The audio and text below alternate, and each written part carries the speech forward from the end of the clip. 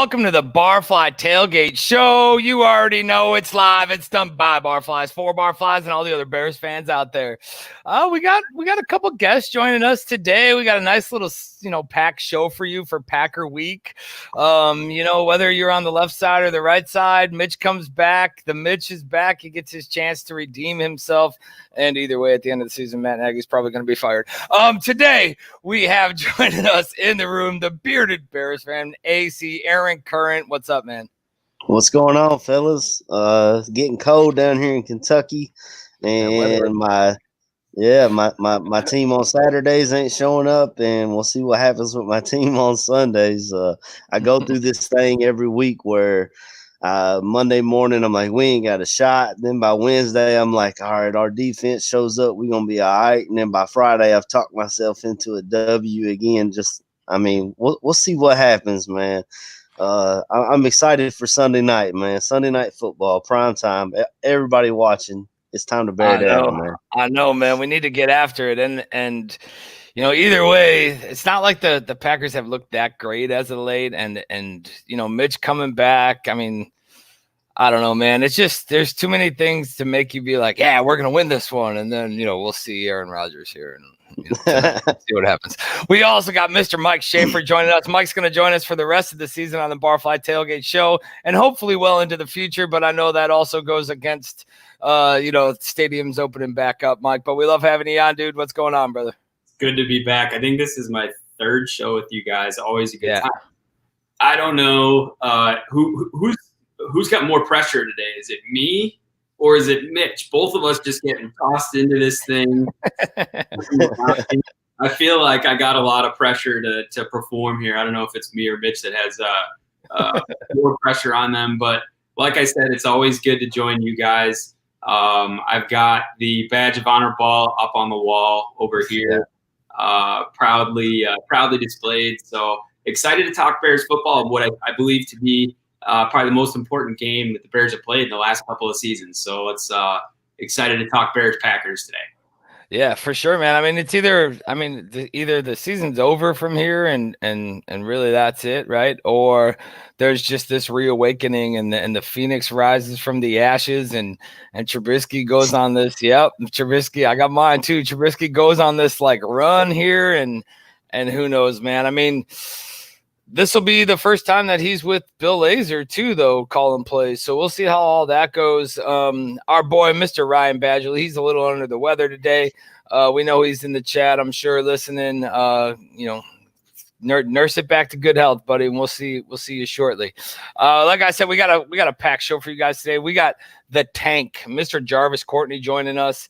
The one chance. I'm sure you guys have seen him on Twitter and all that. And then a little later on in the show, we got one of our sponsors, Audacia, Danny Lance, is joining us, and we're gonna go over some new stickers that are coming out and how you guys could get them. And I'm sure you guys have seen them. Great little piece and all of the as with Mike, but all the proceeds from these stickers go to a charity. So the Jay Cutler stickers and Max stickers. I mean, he's got a whole load of them, but they all go to one of the players' charitable foundations. So we'll get those guys in here shortly. I know we've already recapped in that, and we got Jarvis coming in shortly, but let's just run right into this Mitch thing and Mitch coming back, man. I know he's seemed a little cocky in the presser, right? Seemed like he was had enough of the talk, and I like the little shot at the media, I guess, where he was like, I don't really pay attention to you guys, or I shut it all down. Is this I'll start with you, AC. Is this a win-win for Nagy with Mitch coming back, or is this just a win strictly for Mitch alone?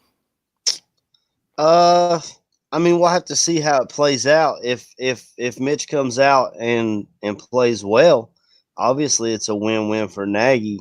And for Mitch, because he's looking for another contract, Yeah. So and Nagy, his career's on the line, you know what I'm saying? So If he comes out and plays well and we win some ball games, I was looking at our schedule. We're 2 games behind the Pack right now.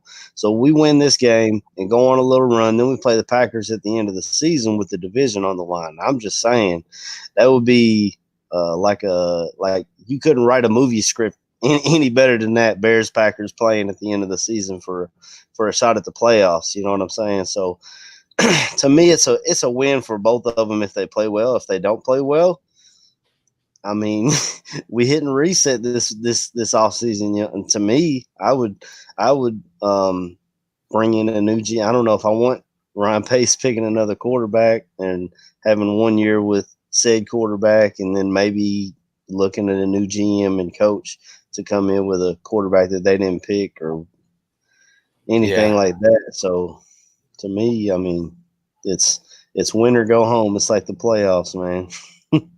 Yeah, I mean, it's definitely a big difference. I think in the way that this game is going to be attacked, right? Because Mitch has nothing to lose now. I think.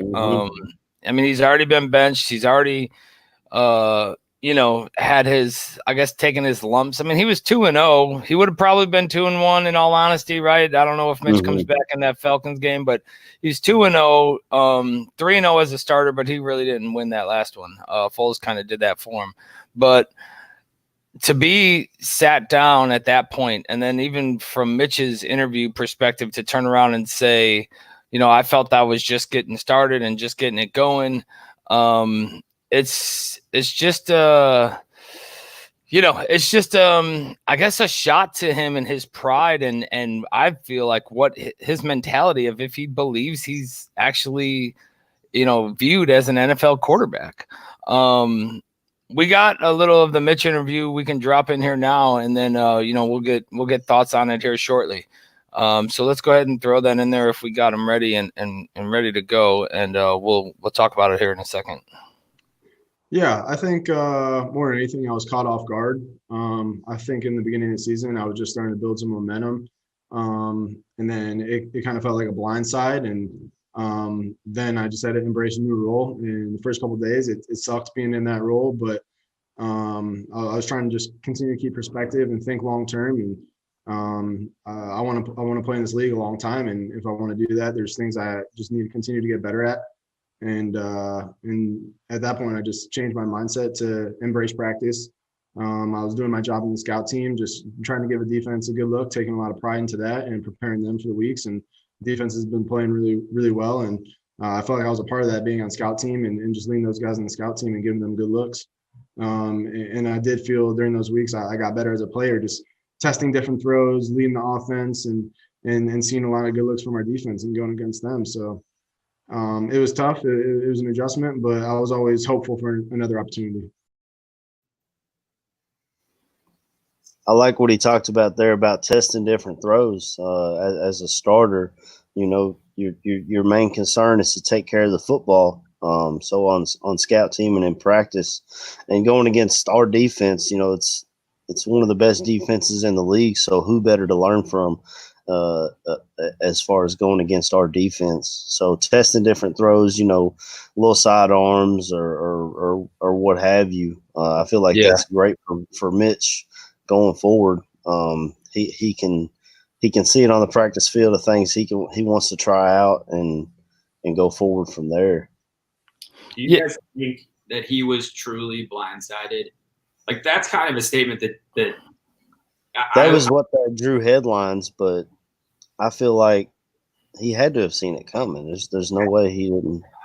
Unless all along was that he was going to be the starter and Foles was just here to be a backup. Because if there was competition, with every mistake he made, that he should have seen that coming. So that was a statement that kind of, I had to double check on that there. I think maybe I think he was blindsided during the game, right? Like during the game to come off of the one possession and then go to the sidelines, because you've seen they came off and he's like trying to pump people up, this and that, right? And then Nagy didn't even tell him. I think Bill Lazor walked over and told him like, "Hey, you're done. Nick's gonna go in." I think at that point for any athlete, right? And any competitor where you're like, okay, I got another shot coming. Boys, here we go. We got to do this. And then somebody's like, hey, dude, you're not even going back in. Just chill out. Right. So I think maybe at that point he was blindsided, but for the rest of it, I wouldn't say that he was, especially after Nick comes in and did what he did. I know a lot of fans now, I wouldn't say then, but now we're clamoring like, Foles should have sat back down and Mitch should have started the next game. I mean, coming out and doing 5 touchdown passes, like I think 2 of them got taken back, but to come out and do that in the last of the game, nobody was saying, hey, Foles did great at the end of that game, but now he needs to sit back down. That's just stupidity, man. There was no way that was that way.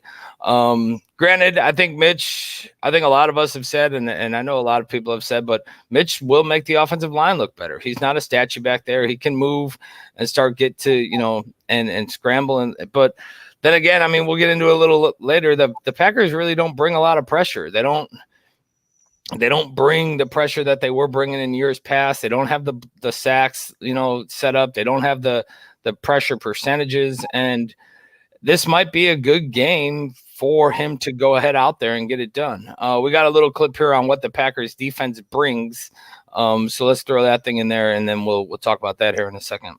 They've thrown a lot of different stuff at us over the years, and that's kind of what we're expecting. They're going to try to confuse us in the back end, get after us up front with their rush, and just trying to confuse the quarterback and us on offense.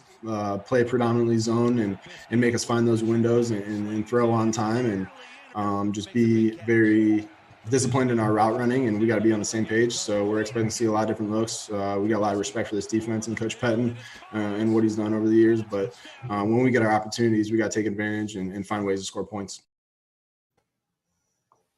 Yeah, and just like he was saying there, where they play predominantly zone, I feel like that's what Mitch struggles with.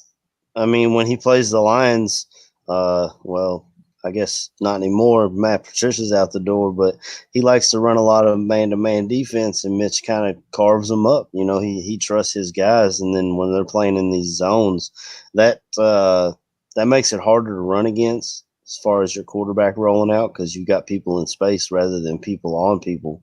And it also makes it difficult. You got to be accurate on your throws, man, because there's holes in the zone defense. You just got to hit them. And I think he talked about that in that interview. We just didn't have it in that specific clip about sitting down in zones and stuff.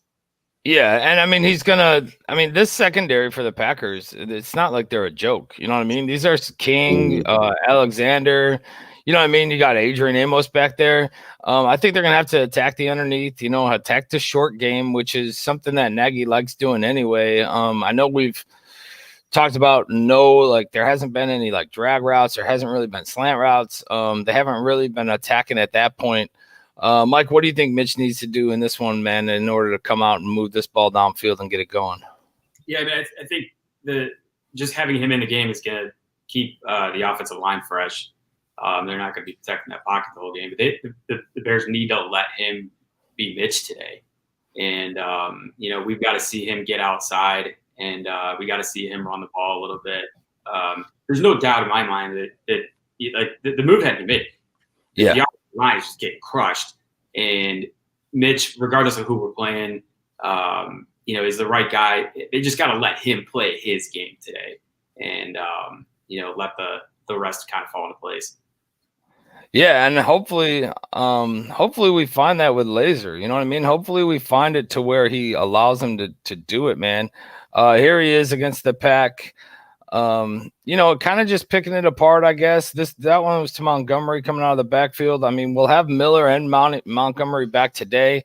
We'll see how Mitch does with Miller and how much they add Miller to this offense, to this attack. I don't know, though. I mean, well, I won't say I don't know, but obviously timing is going to be something maybe of some concern. You haven't really – Mitch probably – I mean, he's had the last 2 weeks, I guess, of reps, right? But even talking to Leno last week, they had those first couple of days off. They went virtual for a few days because of the whole scare of, COVID and that coming back. One thing I think for sure, though, that he's going to bring to the table is he's going to increase his rushing game, man. He's another threat. He's something that Foles will never bring to the table. We've seen Foles, start running and damn trip over his own dick on some of these plays. And it's just been straight like atrocious trying to see him scramble and move the pocket, man. And I think, that's one thing that we got going for us. What was George's comment there? Something about GSH? Good sense of, yeah. I mean, we are going to need it today, hopefully, man. And, I know we'll get it from you guys later, but I think the majority of Bears fans have this this newfound belief, even though the offense is the worst in the league. I think there's people I don't know. They're like, hey, maybe we could actually do this. Maybe this thing could come out. And we know how the fans have been, right? We know that there's been the Trubisky train, the truthers, and then, the Foles gold people who thought that he was going to be the answer. And I know it's competitive and a lot of trash talking back and forth just between people on Twitter and social media. But Mitch was actually asked about what he thinks, the fans' thoughts are in that. So here's his response to how he feels about the fans. I haven't been paying attention to it, and I really focus on trying not to pay attention to it. So I've been here for 4 years. I'm still trying to figure it out. So, but I got nothing but love in my heart for the fans, the city of Chicago. And I think if on offense, defense, and special teams, if we can match the fans' passion for this team, then I think that's how you go out there and play with a lot of will and passion and put a good product on the field that you're proud of, because that's what we want. We want the fans to be proud, and that's all I'm trying to do, play football this weekend with a great opportunity. So. I mean, for a guy whose very first appearance in Chicago at a Bulls game was him getting booed. Yeah. And then going from there, I mean, he knows we're a bunch of bipolar, just straight assholes, zero filter, bipolar assholes, nothing. I would say 80%, and I'm obviously just making 92% of stats are made up on the spot, but 80% of this thing is just people who have a belief and no filter, and they share that belief right off the bat. He went zero dark there.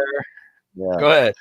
I liked what he said about trying to match our passion, because we are a passionate fan base.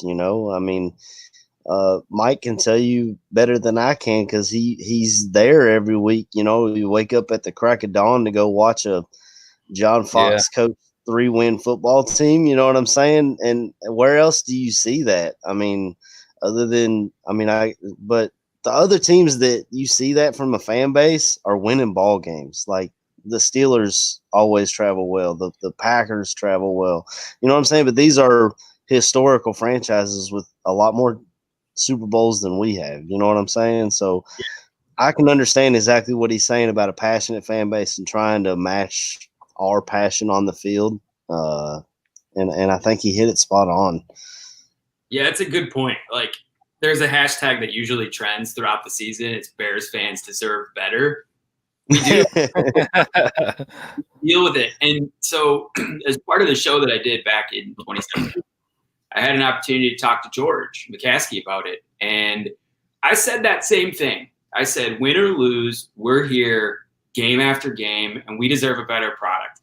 And I named Pittsburgh, Green Bay, Indianapolis. These are fan bases, New England. These are fan bases that get a winner every season. They're going to go to the playoffs. And I said, this is Chicago. It's the main market. That's what we expect. And he gave me his word. He wrote it down. He sent me a letter about it. And he said, we're going to turn this thing around. Matt Nagy gets hired. I was all fired up about it. And here we are in the same place. So, you're right. Bears fans are unique. We show up season after season. Don't matter if they're winning, don't matter if they're losing. We're in the parking lot at 8 a.m. when it opens up, getting gassed up, ready to roll with the soldier, and we're louder than any fan base in the country. So we absolutely deserve better. Yeah, I mean, I agree, man. Chicago deserves better, and there just has to be.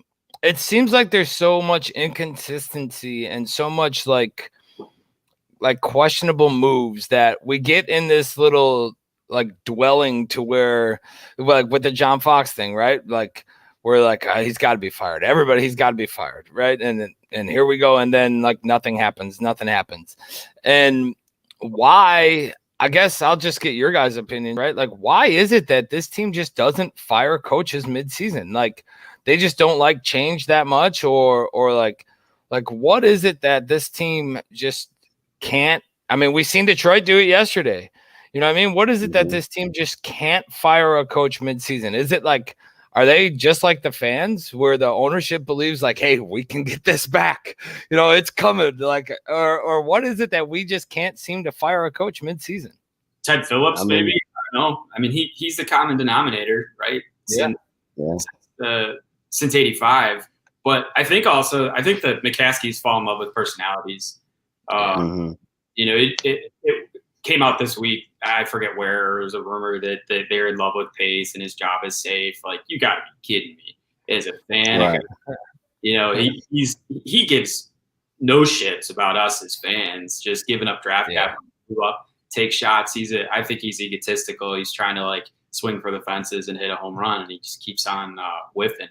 So I think it comes down to them and falling in love with personalities. You know, and Ted Phillips, in my opinion, he's got to go.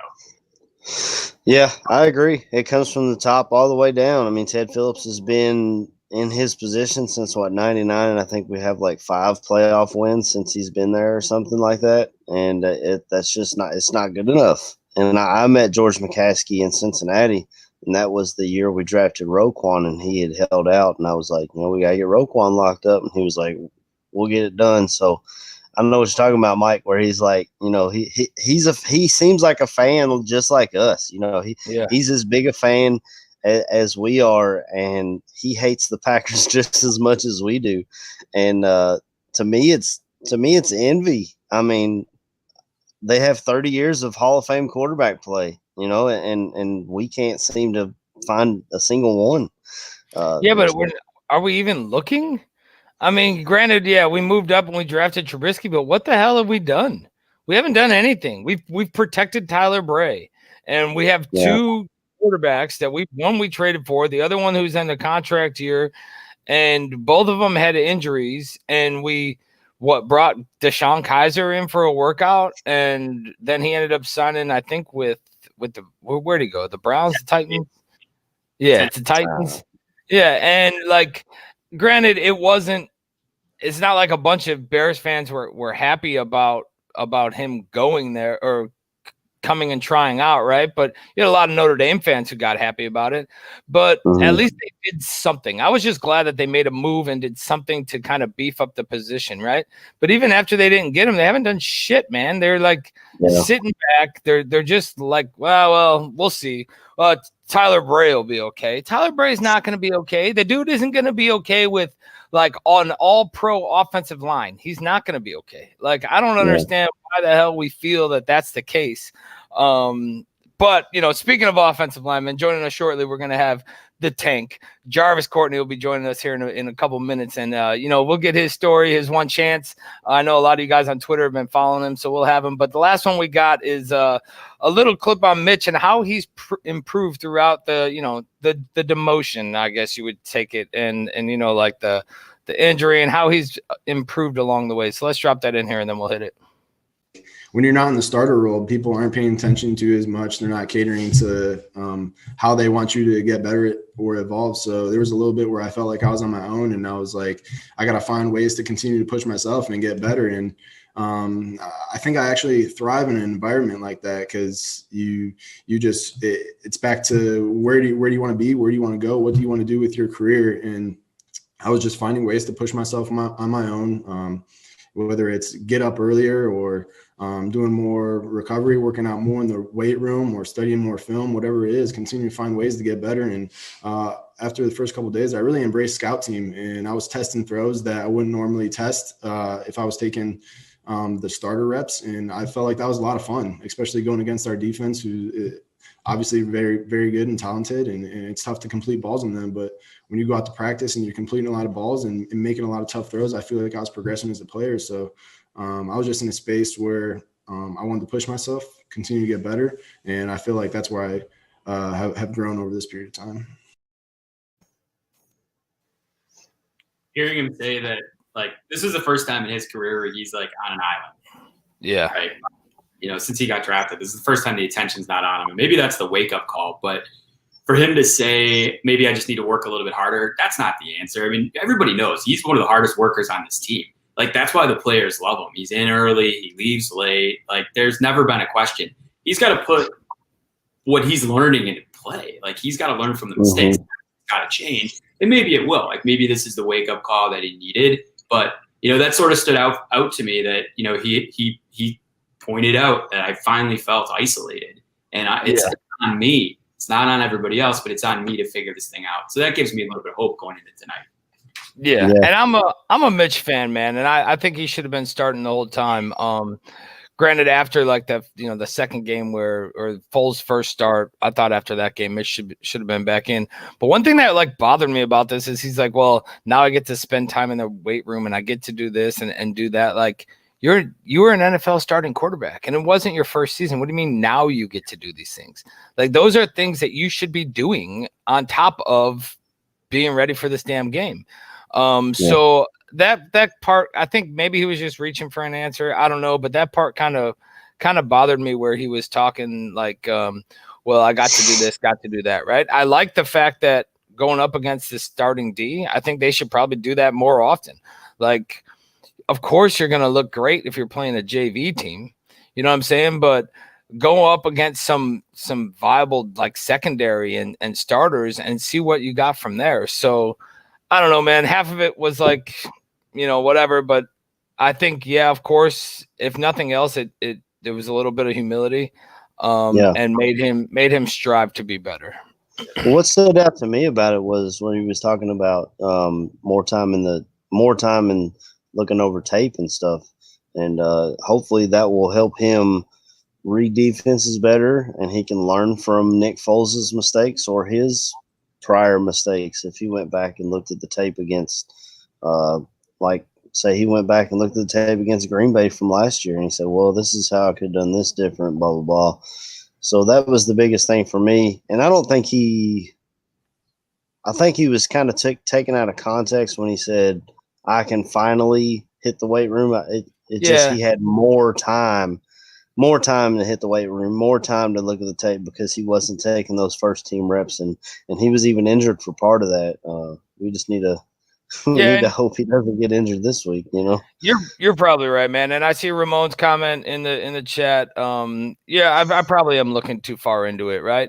But I just was like why would you say that shit? Like, I get more time to study, or I get more this and that. Like, that's not a good thing. Like, you be the damn starter. But I don't know, man. It might just be me nitpicking. Like I said, though, I'm all for Trubisky. I just don't like. Let's not say like, oh, I've grown so much because now I have more time to actually study, because then it just sounds like you're not doing your job as a starter to begin with. All right, we're gonna bring in our boy, Mr. Jarvis Courtney, the Tank. He's got his story, one chance. Jarvis, what's going on, brother? How are you, man? What's going on, man? Thanks for having me on. Of course, brother. I mean, I know we've talked back and forth. We haven't really seen each other. I go by Bobby Phelan, and then we got the bearded Bears fan. I'm sure you can guess which one that is, AC. And then you got Mr. Mike Schaefer up in the top corner up there. Ryan Badgley, he's under the weather this morning, so he's not going to be joining us. But, man, it's great having you on. We know we've been following the whole time, right? We've gone back and forth with everything. We just kind of want you to tell your story, man. Tell us how this thing started, and enlighten the listeners to that. And then we'll go down. We'll do a little bit of the one chance, a little bit of grandma and the promise, a little bit of arena football here and there. We'll do all that. But why don't you tell us how this thing's going, man, and where you're at with it? It's kind of breaking up. I could barely hear you. Oh, okay. My bad. I don't know. Hopefully it's not like that all the way around. Okay. Why don't you tell us how this thing got started, man? Where you're at in the story and just, one chance and getting after it, man. Well, as we all know, I started playing football at Chapter High School or whatever back in 2012. Played all 4 seasons there. Got accepted to the All-Star game. I wanted to jump into college football right after high school, but that wasn't it. I stayed home just to help out my family and stuff like that. Yeah. And then around 2018, I played. I was going to play JUCO football out in North Carolina, but the head coach was telling me how I was too old, and I was 23 at the time when I went out there. And so I just started making highlight videos and stuff like that. I seen that the West Virginia Rough Riders, they had a workout, so I went there. I dominated the workout. I played there. Half a season there, and then I got picked up by a higher league out in Washington. I played for the Skyhawks, and then I kept climbing the ladder. I played for Shalana Liberty out in Kansas. I only played 2 weeks there, and that's when COVID had hit and everything like that. So they shut down all the leagues and everything like that. So now I'm back home in my hometown, just training and stuff like that every day. I train 3 times a day. Nice. Man, just grinding like crazy, just hoping for opportunity. And then I had got selected for the hub camp out in California that I just had out there last month. And me and my agent, we was talking to like 4 NFL scouts or whatever. So right now we just in the process of just, waiting for a phone call. So the only thing I'm doing right now is just staying healthy, staying ready. So when the time comes, I ain't got to get ready. Yeah, exactly, man. And then, so I know you mentioned it. So the whole West Virginia Rough Riders thing, right? Yeah. One of my boys owns that team. Mike Kaser is actually one of the owners of that team. I grew up with him in Chicago. He purchased the team a couple of years back. So I don't know how that all ended or if it was on good terms or not. But yeah, Mike Kaser, he owns that team, and he's actually his mortgage company is a sponsor of our show. So Accelerate Mortgage is a sponsor of the show also. Looking at this whole COVID thing though, man, and like say you do get the call. Say the call comes in today, right? Mm-hmm. Is there a set time? Do they make you go quarantine? Is there anything like that happens, or how would it, like, when do you become eligible to actually join the team? I think I gotta go like through the little protocol. Like of course I gotta get tested and everything like that. Right. Then I think I might have to be quarantined or whatever. But yeah, I guess that's what I have to do. Okay, gotcha. AC, go ahead, man.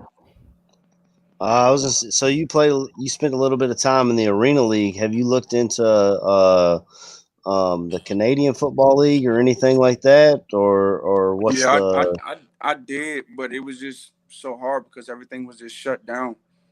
Yeah. I guess so. COVID kind of hurts your chances of getting called and things like that, because I feel like GMs and coaches are kind of like the guys that they are calling are guys that they've had in before. You know what I'm saying? Yeah. Is that how you're feeling on that same situation with the COVID? I feel the same way. I see a lot of guys that like already been around the NFL. They're already getting called up and stuff like that. So that kind of set me back, but it's still not going to stop me from fighting to get in there or whatever. I know what I can bring to the table. I know that I can help the organization win football games and win championships, and I'm just hungry for it. So I see it like this. If you can play the game, you can play the game. That player strap his helmet up just like I strap my helmet up. We bleed the same. It ain't nothing different to me, man. I'm a ball player and I'm ready to go. Yeah, for sure, man. Mike, what you got, man? Yeah, well, first of all, Jarvis, thanks for joining us, man. It's good to have you on. I'm always curious to hear the stories, right? The backstories of what got you here. Can you tell us a little bit about growing up and maybe who some of the influential NFL stars were that you looked up to? You grew up in Southern Maryland, not any Ravens or football team players, Washington teams that we're calling them today. Talk to us a little bit about that. Okay, well, I'm a Cowboys fan, but my favorite NFL player is Ray Lewis. So that's why you see me wear like number 52 or 51. I try to stay within them 50s or whatever, just hoping that I can get 52 because I look up to Ray Lewis. He's very inspirational, motivating, and I I want to be better than him. Because Ray Lewis, he a dog, but I really look up to that guy. I just like his energy and everything like that he brings to the team. And when he was in the league, I felt like the Ravens was on his back. He carried the Ravens. And I want to do the same thing. I like, having stuff on my back because I say it like this. I see a lot of players, if they down, they give up. And I'm not the type of player that'll give up. If it's still time on the clock, I'm going to keep going. Now, I see my player down, I'm going to pick him up. It's like, listen, it's still time on the clock. We got to keep going. We can't give up. I always keep the faith in everything I do. I'm self-motivated. Just ready to go. Yeah, for sure, man. I mean, there's been obviously the Bears. We've struggled with offensive linemen, right? We've struggled this year with whether it be injury, whether it be just getting blown off the spot. It's not a big secret. So, and if you look at our team though, and this is something that we've talked about, if you look at our backups for this squad, they're all undrafted free agents. Mm-hmm. There were no guys that were brought in from whatever. This is just a team of our backups are undrafted free agents. Do you kind of look around the league at like, all right, who might need a spot here or there, or whatever? Or do you just leave all that up to your agent and just try to put out some tape and do your thing? Yeah, I'll leave it up to him too, but at the same time, I can't put all into my agent. Like, it's my dream. So I gotta fight for it too. Like, I'm fighting for it harder than he is because it's not his dream, it's mine. So at the same time, yes, I'm looking around to see what organization need help at the offensive line spot or defensive line spot because I'm versatile. I can play any position on the line, and I can play fullback too because I play fullback in the Arena League. And I'm always working. I'm always networking and everything like that. He do what he do. I do what I do. Yeah, I'm a marketing guy myself, and I'm impressed with a lot of the social media buzz you've built. Talk about that. Like, what was the inspiration for that? Like, you've done an amazing job of creating some interest out there. Yeah. Started with that. Man, that was crazy because first I started off with like 500 followers, and then I started making my workout videos and stuff like that. And it's crazy because all the Browns fans just attacked my page, and they've been supportive since day one, man. I appreciate every last one of them. And man, it just got out there, the sports channels and everything like that just started mentioning me, retweeting my stuff. So I got fans from all across the world, and just like my hashtag one change, like everybody's going along with that because I feel like my hashtag one change stands for like, I feel like everybody deserves an opportunity in life. And it's a lot of people that's being overlooked. And I feel like they shouldn't, just because, where they come from or what school they come from and everything like that. I say it like this. A millionaire didn't become a millionaire the next day. Everything is a process. And I just feel like someone gave them that opportunity. So why not help someone else get an opportunity? Like when I tell a lot of people this, when I do blow up and I get to where I want to be, them people that's being overlooked, I want to help them.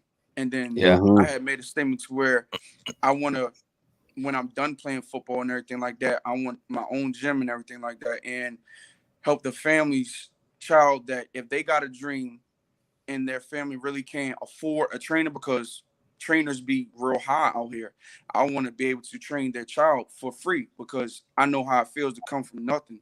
So I want to help out. I just want to help out so many people that's being overlooked and everything like that. So that's what my hashtag one change stand for. Yeah, that's great, man. I don't know if you could see it, but we got a couple of your workout videos. I see it. That's tough, man. We got you picking them up and putting them back down again in there. You know what I mean?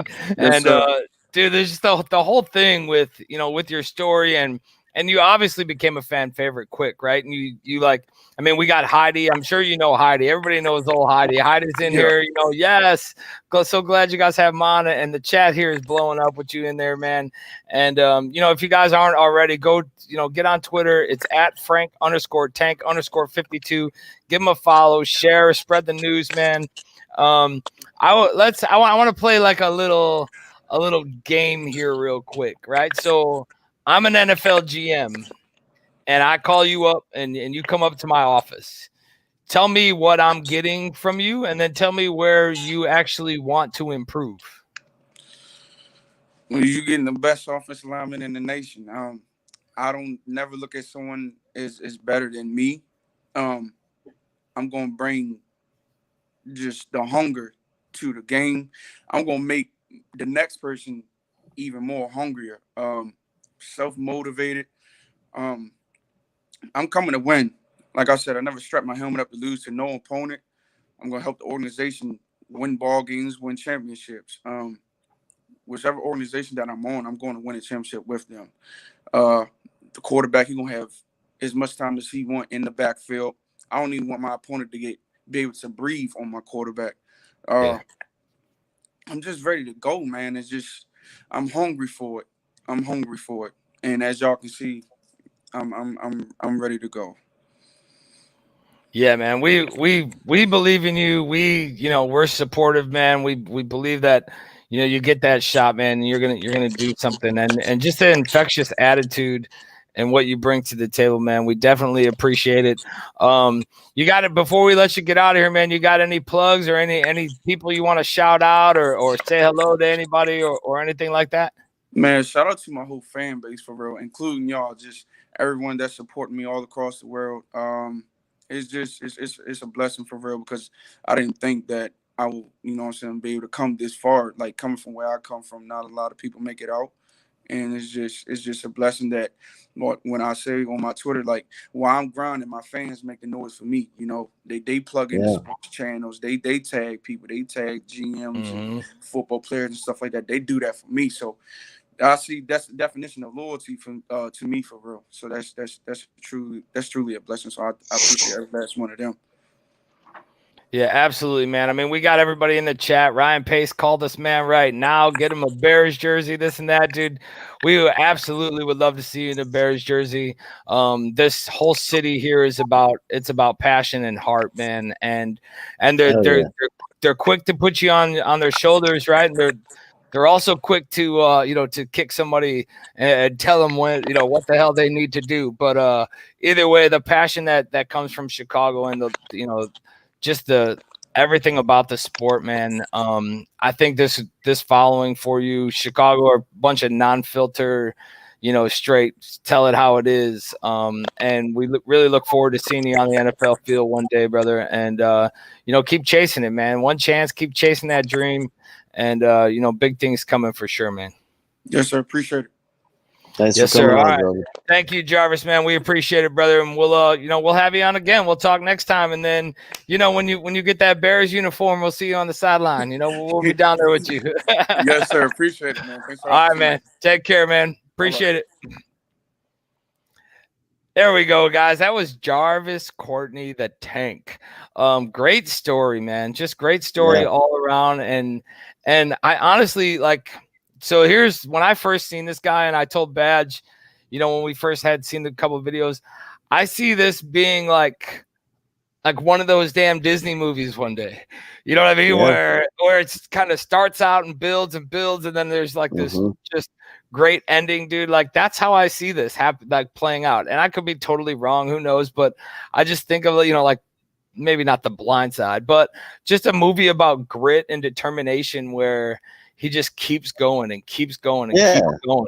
Yeah, the thing about Jarvis is where he's came from, and he hits roadblocks every step of the way. Like when he talks about trying to go to JUCO, and they were like, "You're too old to play in JUCO," so he just went home and kept working, and that shows you determination, and you can't fault it. I mean, what else do you want from offensive lineman than a guy that just breaks through those roadblocks like that? I'd love to see this guy get a shot. Now, obviously, the number 52 is taken here in Chicago, but I mean, I'll take him on my team, even as everybody needs O-line depth. Everybody. So what do you got to lose? Yeah, you never question the guy's work ethic, right? This guy, he's taken out himself. Yeah, and, he's on a mission, and I mean, you look at a lot of the guys that sit on practice squads that. Right? He's got a shot, right? Come on. Yeah, I mean, you look at some of these guys. I mean, even if you need O-line depth, you don't go out and get it. Like, what the hell is going on in the NFL? We all know we need O-line depth, but fuck it. But I mean, I know he had this tryout with the Browns and he went down there. I know we didn't really ask him, but even with like on all accounts of people telling him that it's probably not a good idea, even if you go down there, you're probably not going to get a chance. But he went down there and put himself in that area just to I guess add pressure or whatever, but he was there, man. And I think to even put him on a roster, right, and to have him there brings a spark, and brings just a better feel good part for the fan base. But I don't know. I think this whole COVID thing definitely is a deterrent for him. You don't see a lot of moves happening. You don't see a lot of people bringing guys in, and unfortunately, this is going on right now. But I definitely believe if he stays with it, man, he'll end up on a squad. And just even with us, we'll just take this and move into injuries. I mean, we even said we haven't really brought anybody in, and today we're looking at a possible, Charles Leno not playing tonight. Rashad Howard's still down, right, with the ankle and the knee. I think he's listed as questionable right now, but that's coming. We have guys dropping left and right on our offensive line, so there's places there available and spots, that are there. But looking at this game and going into tonight, man, I think the biggest thing that all Bears fans are probably concerned of is the health of Akeem Hicks and that hammy. Not having Akeem on the field tonight, I think I'm honestly basing my win or loss, which is very short anyway, but I'm basing it on whether or not Akeem plays, man. Well, we saw the difference in the Minnesota game. As soon as he went out, Dalvin Cook started breaking off runs. I mean, we still held him to under 100 yards, but I mean, Akeem Hicks is a huge cog on that defensive line. We saw it all last season, or for most of the season last year when he wasn't able to go. And if you got any shot at all to stop Aaron Jones, it starts with Akeem Hicks getting and the pressure that he gets. I mean, it's a piece that you can't just grab somebody and replace Akeem. It's just not going to happen. He's an all pro. I mean, in my opinion, he's the heart too. Yeah. Tangibles too that you lose without him on the field. So yeah, it would be a big loss. I mean, hamstring injuries. I think if you're like an explosive, like if you're a playmaker, you're a receiver, or running back, probably would bug you. But like, I don't know. I mean, how big of a problem if it's a nagging thing and not debilitating, but just a pain? Like, can you fight through that? I don't know. I mean, I think that's the big question. But we need to have him playing to have a shot. We've seen it. We've seen it before with Akeem. They'd have to cut his leg off for him not to not give it a shot. Even in the Raiders game when he got hurt last year.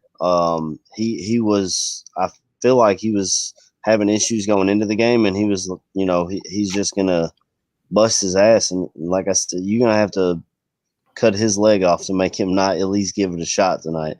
I mean, even if we only see him for a quarter, he's going to push it until he can't. That's just Akeem. And I think like like where you sit in the season kind of matters too, right? If we're looking at a team that's coming in here undefeated and the offense is going, well, maybe not coming into week 12 undefeated, but you know what I mean?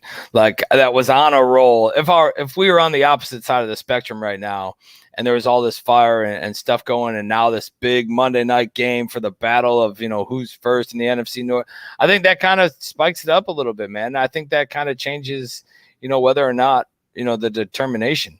I feel that he's going to play tonight. I think he's still going to come out and get after it. I mean, we've had the bye, right? We've had the additional week, and I think he's ready to go, man. But to already be out Goldman, right? I think Brent Urban has been a great surprise of the season. Just good pressure, great surprise of the season. But I think, not to take anything away from those guys who are stepping up and doing things. I think when you lose Akeem Hicks, man, you've lost a lot of like accountability and passion that comes in that huddle, and just guys getting after it, man. And you've lost a lot of, like, I mean, that's a big boy pushing down on these linemen all the time, you know. So you've lost some of those body shots that go on throughout the game and that wear teams down. So I mean, without him, I think it definitely changes the game. On the opposite side of the spectrum, Montgomery's back. Lamar Miller should be in the backfield. Mitch is back there, right? We're going. Our offensive line has struggled. We're going against a defense that doesn't get much pressure.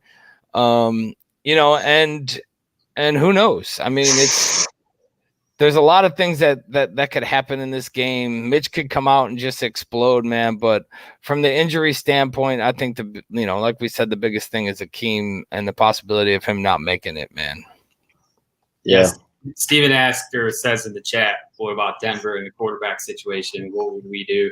When you said injuries, that was the first thing I thought of was Denver. I don't know. Yeah. We'd be screwed. But I think the risk right now that across the whole NFL, you're starting to see the COVID stuff pop up more and more. It makes me nervous as a fan. I think this morning, Schefter tweeted, somebody tweeted that they're looking at bubbles now for the end of the season, bubbles for the playoffs. And I think we have to be thinking that way. It's certainly alarming what's going on in Pittsburgh, Baltimore, and now in Denver. But yeah, Pittsburgh had a couple more positives today. Well, not a couple more. I think that was their original, because of Baltimore was the one that was hurting bad, though, in that one. Yeah, it was a 12, 18 rostered players. But the Denver thing yesterday, like, was almost comical that the news comes out and all the tweets are about the Bears. Like, Denver has no quarterbacks. Well, neither do the Bears. Like, the focus was immediately shifted on us. But it's a serious situation right now. Yeah. Those got to figure this thing out.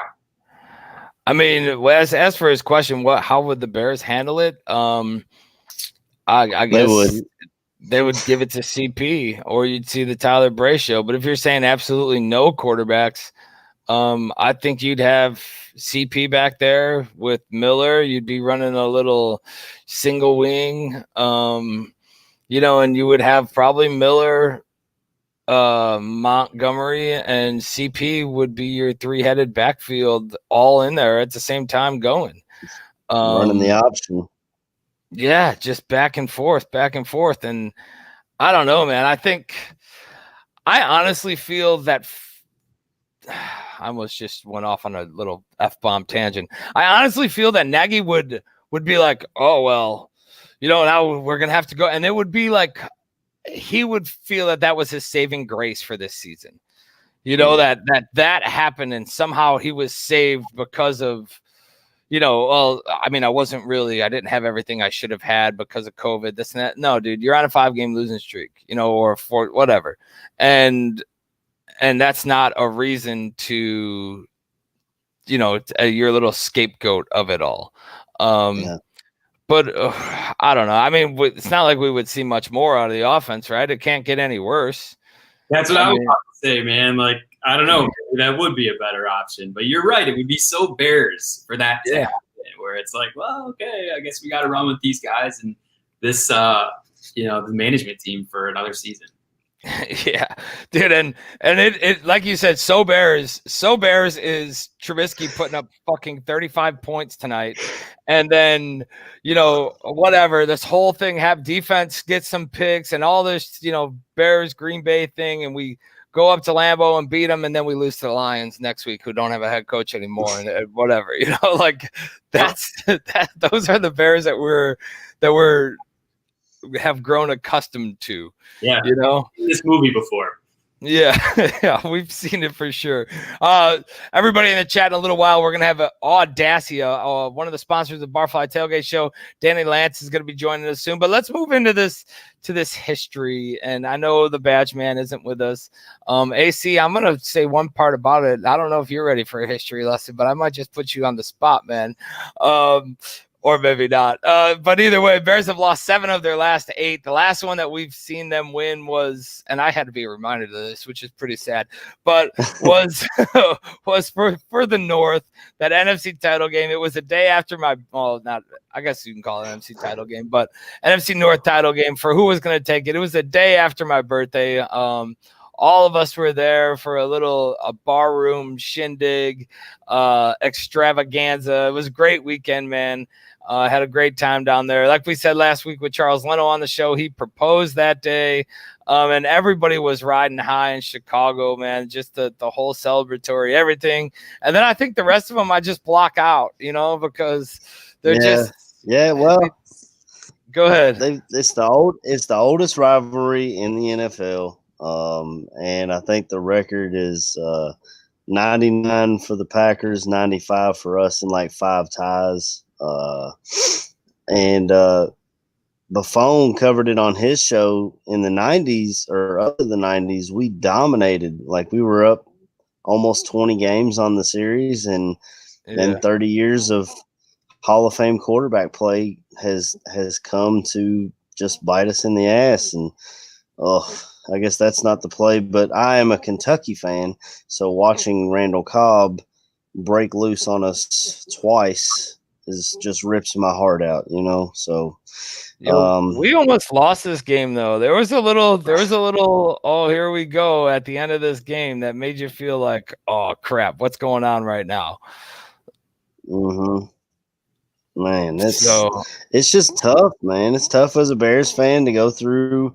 We always feel like we've got a shot. I know the last time we beat them was for the NFC North, but the biggest in history that I remember in recent memory is when the old Jay Cutler and them went up there on Thanksgiving and beat these guys, which was I think it was Brett Favre night. So that was a pretty sweet memory as a Bears fan.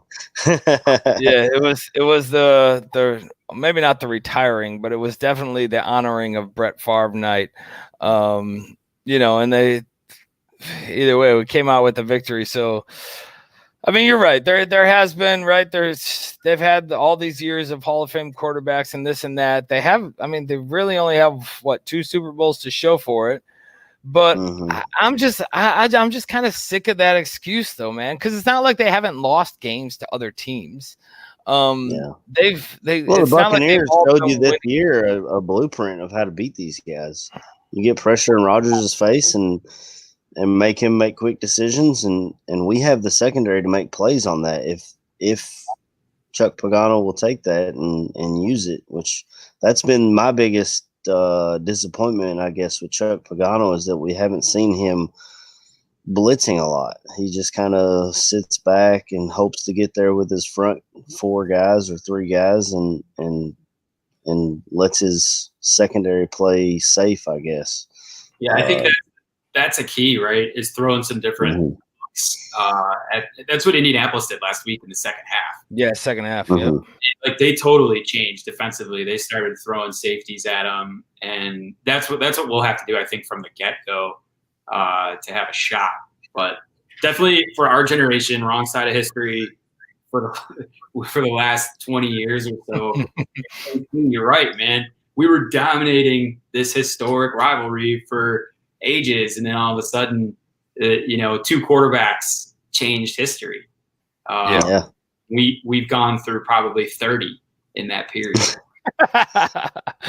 We're gonna end up like Browns fans with that damn jersey with all the damn starters on the back of it. Yeah. If it wasn't for Jay Cutler, we would have the most. Yeah, Barstow's got one now. I think it says "sad" on the front, and on the back it's got the Sadness Tour, and it's got all the names of all of them. It's 85, and it ain't pretty, boys. Yeah, for sure, man. I mean, okay, so starting this thing off, right? Packers offense, they come in here seventh ranked offense in the league right now, 14th in rush, 6th in pass, going up against this Bears defense, who's the 9th overall ranked in the league, 14th in rush also, and 10th in pass. We all know Rodgers is gonna Rodgers. I think the worst thing that we can have happen is that this game comes down to a Hail Mary, at the end, because he always seems to be on the winning end of those. And the pressure, like you guys were saying, we seen the Bucks do it and just rattle him and throw him off his game, and then we seen Pack go up. I want to say it was 28 points against the Colts, right? Or they scored 28 in the first half, and and then they just started adding that pressure, man, and they almost fell apart. You know what I mean?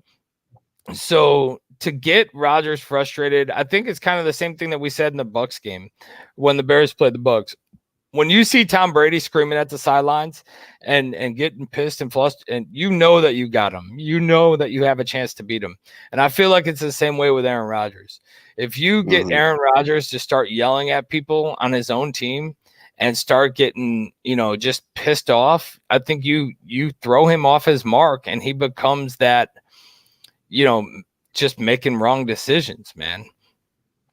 Tampa early too. Like you got to do that early. Yeah, because he'll unravel if given the chance. So you got to get to him early and don't wait to the second half like Indy did. Yeah, for sure. I mean, this offensive line has only given up 12 sacks this season for the Packers. I mean, they've only given up 12 sacks, but we've seen that they've given up a lot of pressures. And I think AC, you're right. Pagano's got to dial it up, man, and get after him.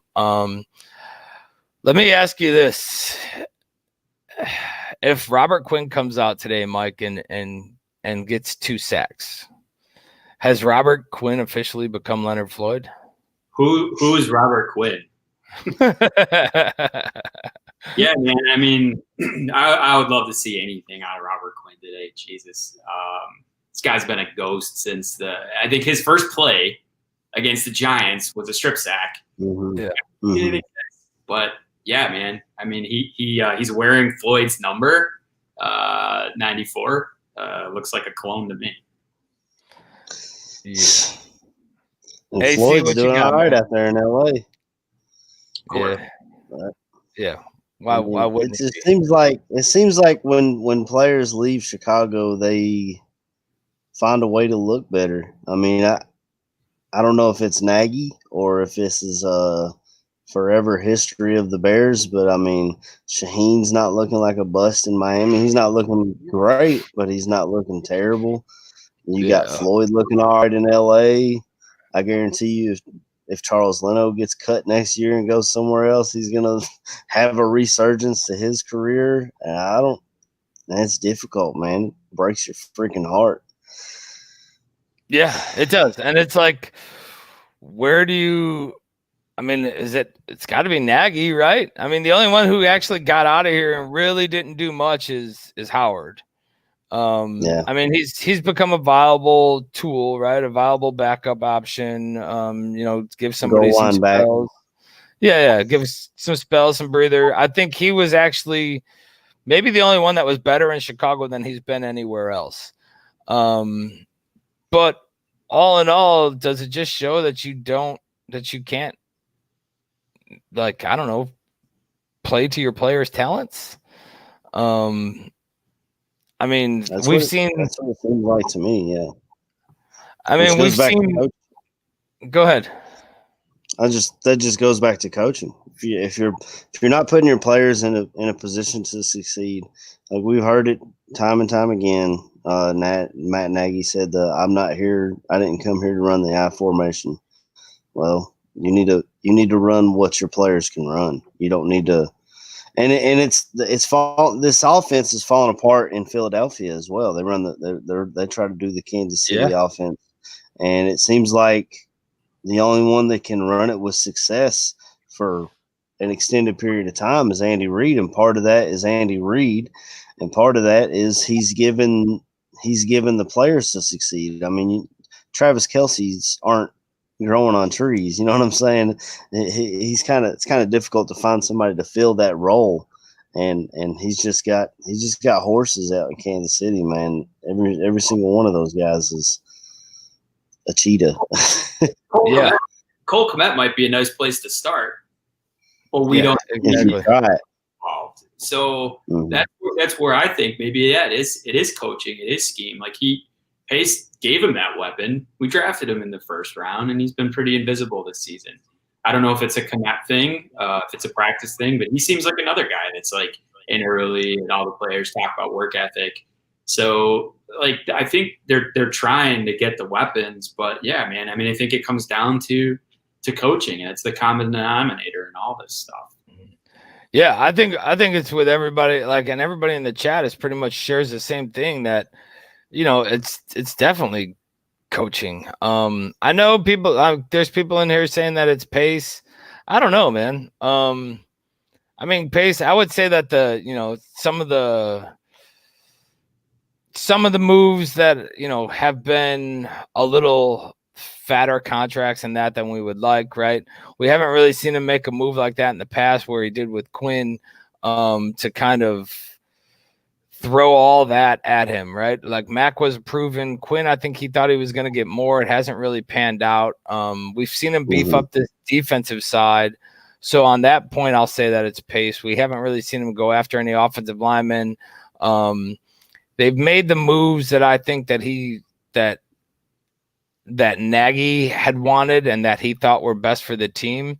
But all in all, you can give the guy everything. If he can't coach it and he can't make it happen, I don't know. I don't really put that on pace. But then again, I think a big part of the pace issue is, number one, we have the offensive lineman he drafts is like in the 7th round. You know, I mean, he grabbed Whitehair and James Daniels in the 2nd round, but all your depth pieces are 7th round picks, undrafted free agent guys, and you just can't go forward doing that, especially in a year with COVID.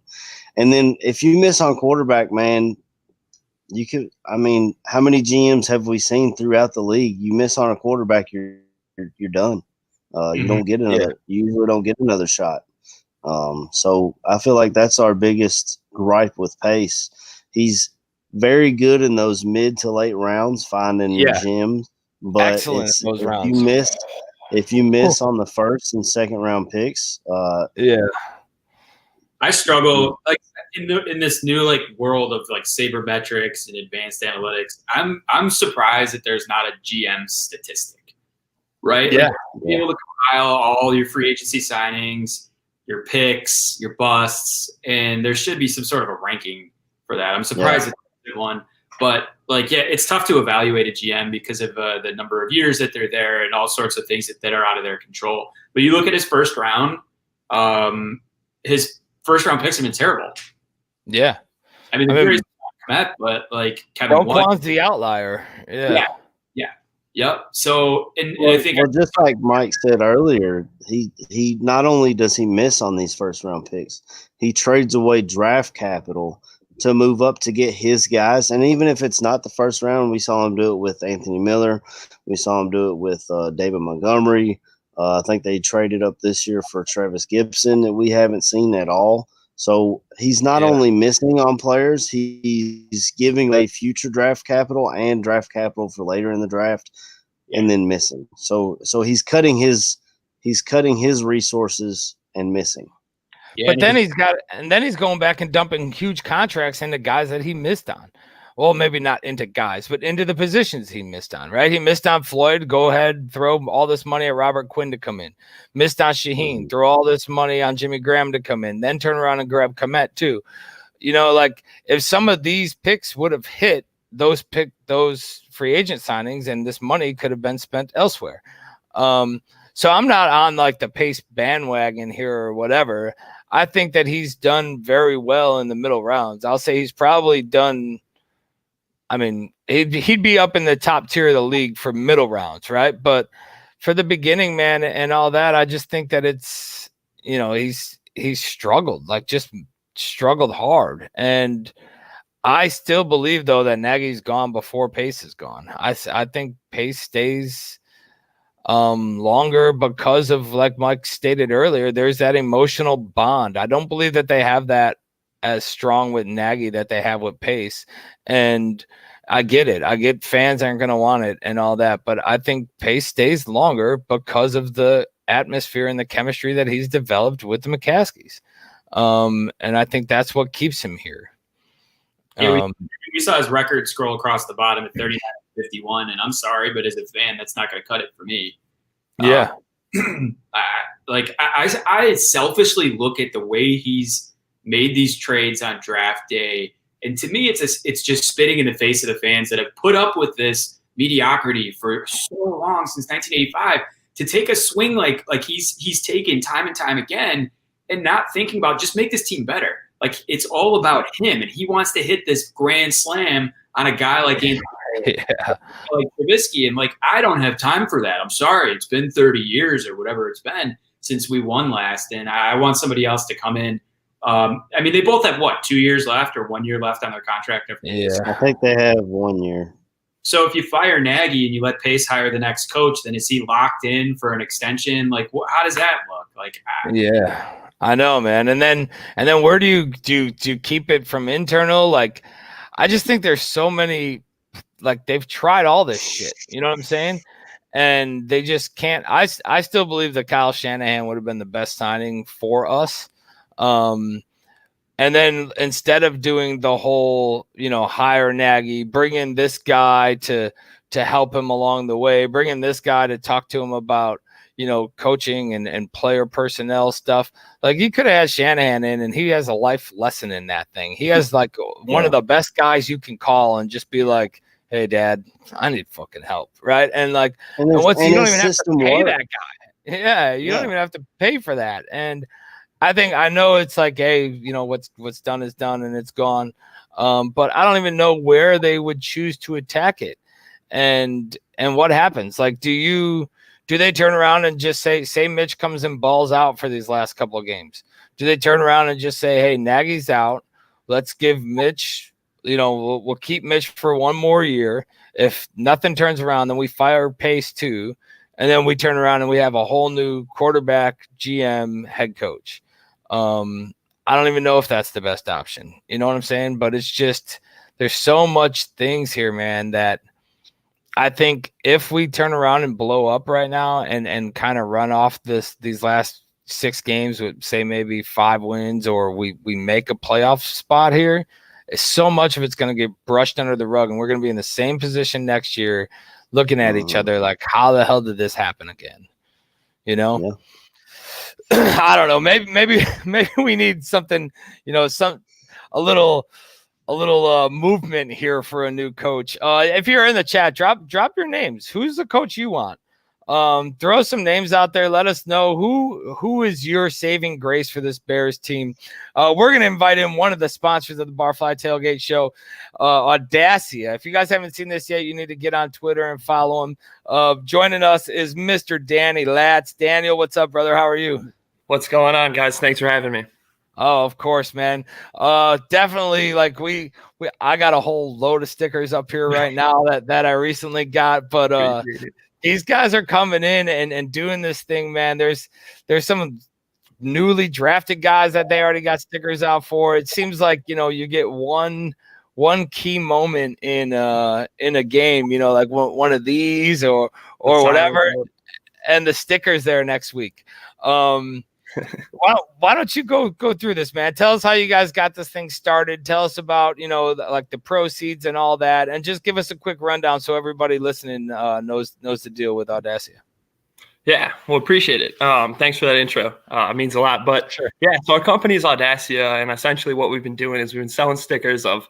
Right now, we've been selling a lot of them of the Bears players, and Allen Robinson, Eddie Jackson, Khalil Mack. Like you said, we've got the rookie pack. We've got some fun ones out. We just dropped one with Mitch. He's wearing a gold chain. He's holding a bag of money. Money Mitch. Yeah. Trying to pump him up for the Packers, and it started really just because I've been doing it. Yeah, there you go. He's got it pulled off. That thing's sick. That's awesome. But it started where I started this with 2 of my friends, and we've been going at this for a few years. So I'm 23, and I think we started doing this around when I was like 19. We weren't really selling stickers, though. It started off as a YouTube channel, and then we kind of divvied out, we were a video production company, and kind of never really stuck to it as much as we could. We had a decent amount of success doing all of it, but never really fully stuck with it. Kind of all went our separate ways. A guy who's the co-founder of Audacia with me, he lives out in LA, works for a pretty big YouTube channel called Nelk. I'm not sure if you guys have heard of him, but he works for them. And really started because we would just be talking on the phone. He's telling me about his life in LA. I'm telling him about what's going on here. The pandemic's going on. So we're just talking, and stickers, we realize, are somewhat of an underutilized thing in like influencers and companies when they do their merch drops. Like, you hardly ever see a sticker there. So we thought, okay, this would be a cool opportunity to start something again. Why don't we start something back up? It'll be fun. And started off, partnered with a person on TikTok named Trash Colin, a guy. He's gotten to about 1 million followers now, but he picks up trash on TikTok, and we created a sticker of just a recycling symbol, pretty straightforward. And partnered with Keep America Beautiful, donated the proceeds to them for the environmental cause. And then kind of we're like, okay, where do we go from this next? I coincidentally was on the emailing list for Allen Robinson Within Reach Foundation. Yeah. And I had gotten an email saying, hey, we're looking for individuals, businesses to help us do some fundraising for the pandemic. And I emailed them back right away, saw the email back right away and said, hey, well, I just started this online sticker business. What if we made a sticker of Allen Robinson and we'll donate all the proceeds to this cause? And they were like, yeah, all right, send us some designs, send them up a design. They thought the design looked really sick. Dropped it. We collaborated. We brought another guy on the team. David Prince helped us promote it. And there's our site. There's some of our stickers, as you see. Got it started with the Allen Robinson one.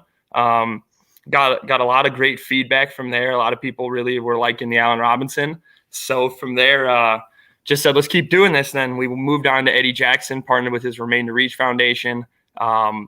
Moved on, made some Khalil Mack stickers, going to donating to the Khalil Mack Foundation. Peanut Tillman, he's got his Cornerstone Foundation. We're donating to them. The Boys and Girls Club of Chicago. Just about it all. We'll keep going. Any player that people are kind of liking and stuff. I see we've got the gloves on him and stuff. Peanut actually bought some himself, so that was awesome. We're just keeping it rolling there. We're hoping to continue to make more stickers. Make more merch. Yeah, Walter Payton, we just dropped. Proceeds are going to the Walter and Connie Foundation. Nice. So it's been really cool. We've gotten a lot of support. Just after yesterday, we were looking at all of it. Yeah, Smokin' Jay, we love that one. Yeah, we had a lot of. We like to have fun with them too. Yeah, because I think that a goal of our company is that beyond donating and beyond all this, but we think that there's a lot of fun in sports and that there's a lot of things that bring people together bigger than the game itself. And that's really what we try to kind of like elaborate on. I think especially this year with voting and the pandemic, I think players are using their voices more than they have in the past. And that's kind of been a pattern we've been seeing going on for the past couple of years. But so as this is going on, we want to highlight that more. We're going to start introducing new parts of our company, donating more, talking more about some of these players and how they're helping the community and all this stuff. So just trying to highlight that positive factor in professional sports. And then, we love the game too. I'm right here with you guys. I'm a diehard Bears fan too. So making that Allen Robinson sticker was nothing. It was great. I loved it.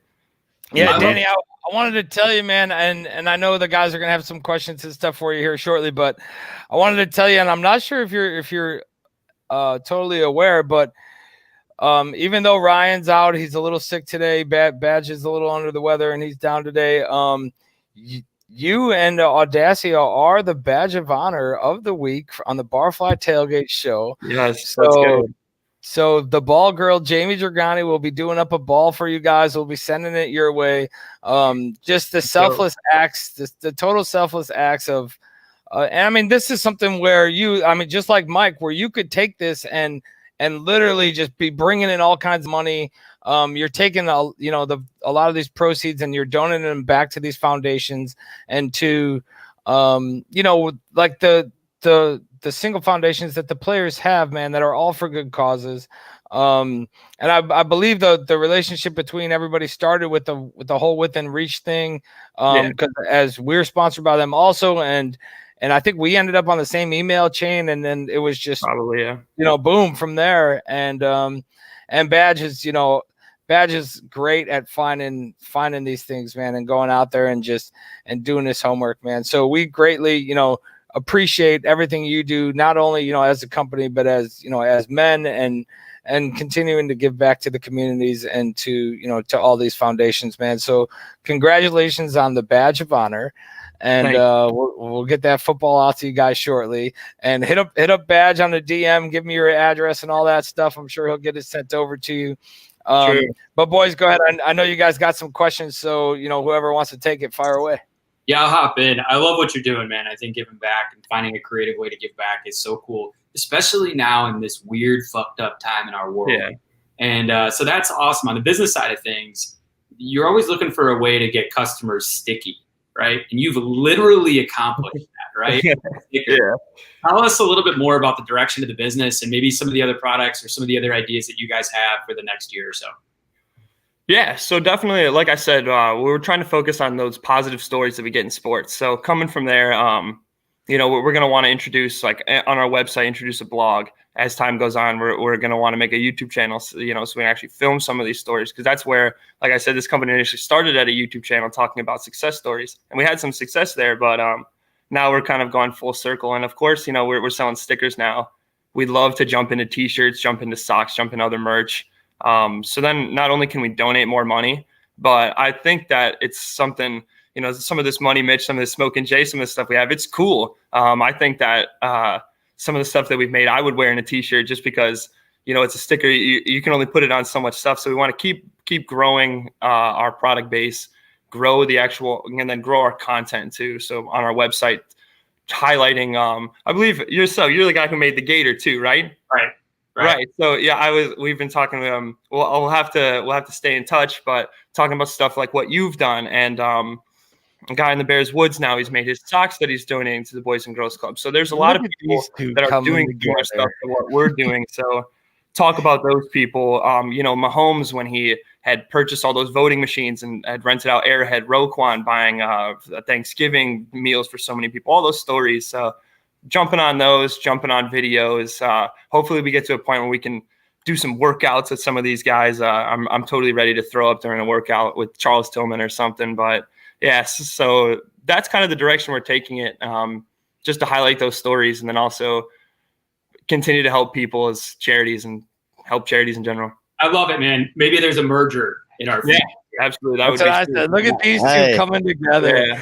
I'd buy the hell out of a Smoking Jay T-shirt. I just want to throw that out there. Yeah, awesome. And I think just the rarity, right? Just to have something that's not like everybody else has, right? Or to get like these products like that. That's like a lot of the time the driving fact that gets people going to these things, man. And I was talking to back and forth texting with Mike yesterday. There's a lot of stuff that they have on the page that I was like, dude, it's awesome. I haven't seen one like that. So I just buy it up. And then I basically threw my phone to my kids and I was like, yo, find anything you like on there and just add it to the cart. And and they were like, all right, let's go. And then I go back and I look at the cart and there's like 6 of the same thing. And I'm like, yo, what are you guys doing? They're like, they're like, well, I really like that. But either way, just the rarity, right? And to have something that everybody doesn't have, but for people to know exactly what it is, right? Like straight off the bat, like, I mean, the Christmas ones and then the Money Mitch, and all in all, man, I think you can definitely expand this like throughout all of sports, all of like pretty much everything, right? You can take stickers from TV shows and all that. And I just, like we were saying, I think it's awesome, man. And I know you got some, a couple that you guys are talking about doing, maybe a couple surprise drops. Is there anything that you want to reveal or anything that you want to tell us about? Yeah, so I mean, it's been a big weekend for businesses, small businesses in general. Yesterday, Small Business Saturday, Black Friday. So tomorrow, funny enough, Cyber Monday. So, we're going to have Cyber Monday sales. Stuff's going to be real cheap. And we've just been dropping some new stickers, but we're dropping some other new ones. Our boy Roquan coming out with him. So that's going to be real sick. And then my favorite player growing up, a guy who got me really hooked on the Bears, Devin Hester. We're dropping a Devin Hester, him running that first kickback at the Super Bowl. Both of them, the proceeds are going to go to the Boys and Girls Club of Chicago.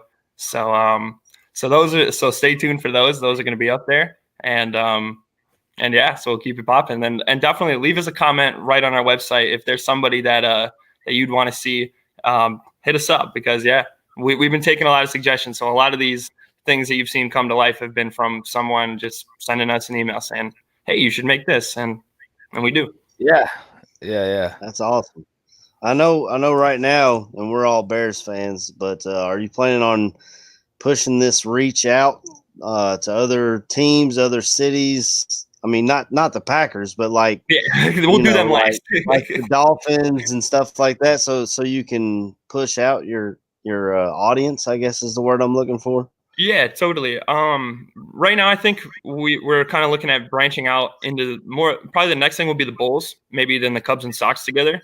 But then, okay. Definitely. And as the playoffs approach, as the Super Bowl approach, definitely more teams. And just because in sports and in the NFL and all sports, there's so many guys that whether you're a Chicago fan, you might still really appreciate LeBron or appreciate even unfortunately Patrick Mahomes. Of course, we could have had him, but he's awesome to watch. Yeah. And he does great stuff. So there are guys that we like no matter what, just as sports fans. And I think in Chicago, we're like diehard sports fans in general. So I think, definitely we will. I mean, we made a Kobe sticker. Had to do it. We love Kobe. So, but yeah, so I think that I think that we'll want to continue to do that, branch out and do as many sports as we can and do as many athletes as we can, cities, everything. Yeah, for sure, man. Not like we were saying, I think it's a great, just all around great movement, man. And yeah, why not? I mean, the marketability, I mean, honestly, you have to do other teams. You have to get involved, and it doesn't make you less of a Bears fan. It just makes you a smarter entrepreneur. You know what I'm saying? And like getting after things. And even some of the, Notre Dame, just the Golden Dome, or to do, I mean, a guy who I don't even know who did it. I just randomly touchdown Jesus sticker. What? Yeah. Or like whoever the guy is that invented the guy pissing on something, right? Yeah, like totally. It's just come on. Like some of this stuff, it just seems like, man, I could have thought of that, right? But being able to just market to everybody and open up for Audacity to be like just out there with everything, with every team or whatever. You could find yourself every Sunday morning on somebody's show, and kicking this thing, man. So nothing but great things, wish you guys well in the future. It's great partnering up with you guys and everything that you guys stand for, man. There you go. Look at that. See, like I didn't even have that. I don't even know how that got queued up that quick because I had nothing to do with that. That's saved to Aldo's computer. That's his background. So it's just yeah, that's not the R-rated version though. You should see the other one he's got. But Danny, before we let you out of here, man, let us get your that's a good one too. Let us get your score prediction and what you see happening with this Bears team, in this final stretch before playoffs. Yeah, so I think we're going to go on a run. I mean, whether that's good or bad, I think we're going to go on a run. I do think we get a win tonight. Of course, I'm not going to say we're going to lose. I think we're going to get a win. I don't think it's necessarily going to be a pretty win. It might be like a 16-13 game. Each team scores one touchdown. We get 3 field goals. They get 2. But I think we definitely win out, or not. Maybe we don't win out, but we go on a run at least. I think I was here earlier. I think I heard one of you say that there's a good chance we go like 5-1 in these next 6 games, and maybe that's good, maybe it's bad. I don't know, but I think we do it. I think we do end up getting a win tonight. I think we beat both the Texans and the Jags, beat the Lions. Hopefully we get another win against the Vikings, and I forget who our last opponent is, but I think in there we're probably about 1. Oh, yeah, the Packers again. And it's week 17, so they might not play any of their players. So we might just have everything to go, and they got nothing to lose. So we get another one. I'm down with the fast break layup in week 17. You know what I'm saying? Yeah, like, honestly, I'll cherry pick a W. I don't give a shit. Totally. Don't care. I talked about it earlier. We're 2 games back from the Packers, and we got 2 games against them left. So, I mean, if we can figure this out and go on a little run here, we could take the division still. I mean, yeah, that's true. That is true. So that got me hyped up. Now I just got the chills. I'm ready to go.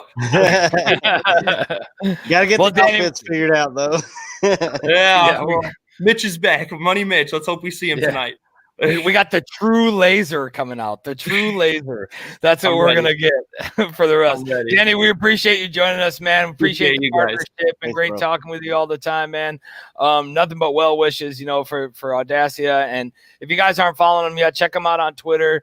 Get over there. We've been giving away some stickers that we have. We got a bunch more stickers are going to be coming in. We're gonna start raffling them off, giving them away. Check it. Dan, they do it from their account all the time too. So check them out. Get over there, man. Get some stickers. Get some stocking stuffer stickers. You know how, I mean, if your kids are anything like mine, there's like 80 stickers on the back of a computer and you don't even know what model it is anymore. So, get those things in there, man, and start tagging the place up. Danny, again, we appreciate you joining us, man. Thanks for, the continued partnership, and we'll talk to you soon, brother. Yeah. Thank you guys. Appreciate it again. Great work, Danny. Thank you. Yeah, thank you guys so much. Okay. All right, man. We'll talk to you later. All right, let's get back to this little Packers Bears thing. We got Jalen Johnson's going to be covering Devontae Adams. That's I know Adams was kind of limited in practice and that's depending on what he brings. But what's this matchup for you, AC? What do you think about this? JJ getting up against a little Devontae Adams. Well, before he came out in the draft, when they asked him, who's the one NFL guy you're looking forward to covering, he named Devontae Adams because they asked him about it, and he was like, just the way his crisp route running and me being a competitor, I like to go up against the best of the best, and Devontae is that. I mean, he is top 5 wide receiver, I'd say, in the league right now. As a competitor, you've got to want to go against those guys. You want to go against the best. Otherwise you're not in the league. You know what I'm saying? So what bothers me about it, and I know we're talking about Jalen. I like Jalen. He's really good, and he's the future at corner here. But the way they move Devontae Adams around in their offense, putting him in the slot, etc., I'm praying for Buster Screen, man. I mean, he got tore up against the Vikings. Screen's actually questionable this week too. So we'll see where that goes, or what comes of that. And granted, it could be a little. Just a little something that they're just going to leave him there and then see game time decision type stuff. But for the Packers, MVS is questionable, and he's kind of been, minus last game in the overtime, fumble, but he's been their safety net, man. He's been their safety net and putting up numbers. He had the drop versus the Colts, like we said, and something that, I think has kind of definitely has rubbed him the wrong way. If you guys have seen Twitter lately, you've seen MVS coming out with these tweets of all these Packer fans giving him death threats for dropping that ball, for threatening his kids' lives, and, calling him, like, just going after him, man. And I think that's kind of mentally, maybe not breaks this dude, but mentally puts him in a spot where he's like, what the hell am I doing? Like, what's not for dropping the ball, but for like his ride or die with this team, man. Yeah. And of course, highly just unacceptable. Like, who the hell does that? We've seen it here in Chicago. Chris Conte got that after he got lit up, gave up that game-winning touchdown against Randall Cobb. But it's freaking disgusting. I mean, how can you fault this guy for fighting for extra yards? He was trying to make a play for his team. And if you can't respect a man for doing something like that, then that's on you. And to bring his kids, it's just it pisses me off to say the least. And here's the play right here. I mean, he's just trying to make a play, and it was in overtime. There's idiots too, right? Like, it's not just the Packer fan base. Like, it's usually people that hide behind screen names that don't have their names attached to it. It's sad. You see it all over the place. Like you mentioned, AC, the Conte situation here in Chicago. But and as a Bears fan or as an opposing fan, you hope that doesn't affect his performance. You hope that doesn't affect what's going on in his head. But it's an ugly scene, and the internet makes it really damn easy for idiots to come out of the woodwork and do shit like that. Yeah, I totally agree, man. And then we got a comment in the chat. Jalen Johnson gets his first interception tonight. I think our secondary comes up big today, man. I'm putting it on our secondary. Shit, we would have won the one Packer game if Fuller would have pulled that ball in, at the end. And I think the secondary comes up big. I think that they personally feel that they've kind of lacked against Rodgers. Whether it's given up the big play or been like kind of the impetus of why we've lost those games. But then even turning it around, man, and looking at this Packers defense, I think this offense is kind of the offense that every defense in the league would like to go up against right now. They're not really threatened. They don't, although they have all these weapons, they just can't put it together. And to be a defense on the defensive side of the ball, you're kind of getting, you're like, okay, great. This is a game that'll get us back on track. And yeah, we lost last week to the Colts in overtime, but we can get back on track against a division rival, in prime time and do this thing. Mike, what does this Packers defense show you, man? And where do you think, where's the attack points and where do we have to get after them at? Yeah, I think containing Zadarius Smith is going to be key. I think if they can do that, the Bears might be able to attack a secondary. I worry about Amos a little bit. I think he's always extra fired up to play the Bears. But overall, the Packers coming off of a loss, yeah, they're going to be fired up. That defense is going to be ready to eat Mitch or whoever's in the backfield. In fact, I don't think they've lost 2 straight under LaFleur since he got there. So there's a lot, I think, that a lot of the intangibles that we have going against us going into it. But like I said, contain Zadarius, and I think that's where it starts, right? The game's won and lost in the trenches. Yeah, for sure, man. I totally agree. And this is a Packer. It's a different team this year. Like we kind of mentioned earlier, they're not getting as many sacks. They're not getting, the Smith brothers are definitely lacking in the sack category. Barnes, their top tackler right now on defense, is in COVID reserve protocol for, I think it's a game time. I think he's got to get tested again today to see whether or not he's playing tonight. And that, it could be another piece that the Bears, get to go after. And then, as we said earlier, man, this is Trubisky. I think this whole game comes down to Trubisky. We've seen the Packers in the past say, well, the only thing that we wanted to do is we wanted Mitch Trubisky to beat us. We thought we had a good chance. We thought we had a good chance of winning if we just left the game up to Mitch Trubisky beating us. And to be called out like that in the past, right? And to have that, man, I think it's a huge, kind of weight on Trubisky to get in and win this game and to get after them. Even, Trubisky's talked about the rivalry and coming in with, like we said, the true laser show. What Trubisky are we getting today? And are the handcuffs off, AC? Are they off? Does this dude just get to go do it today or what? Man, it's difficult to say. I hope they're trying to just let him rip. They said it. I was watching interviews last night trying to cram for the show today, the night before a test. So and I think it was Nagy that was talking about just going out there and just having him let it rip, and hopefully that's what they do. Trubisky has struggled with this Packers defense in the past. They've contained him. His numbers aren't great against him, but we've never seen what Bill Lazor can do with Trubisky. So, it might be the same. It might be different.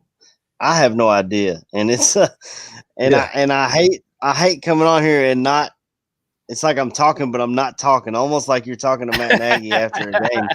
But I have no idea what to say, to be honest. I hope the handcuffs are off and they just let him come out there and and be Mitch. I'd love to see. Help us, Obi-Wan. You're our only hope. yeah. I'd like to see the Mitch that we saw against Dallas last year. Just let's see that guy, even if he's not slinging it around all game, just to get out of the pocket and make some big runs and loosen up a defense. And who knows where we go from there. Well, in a few minutes, we're going to get into our score predictions, bold predictions. If you're in the chat, give us your score prediction. Give us your bold predictions. We're going to kick it around the room here in a second, but I wanted to go back to Mike real quick on Jimmy Graham. I know you mentioned Adrian Amos. He likes to play good against the Bears, and we seen the pick last year, right? And I believe it was in the end zone. I'm pretty certain it was. To end the game. Yeah, to solidify the victory. What does Jimmy Graham bring to the table today?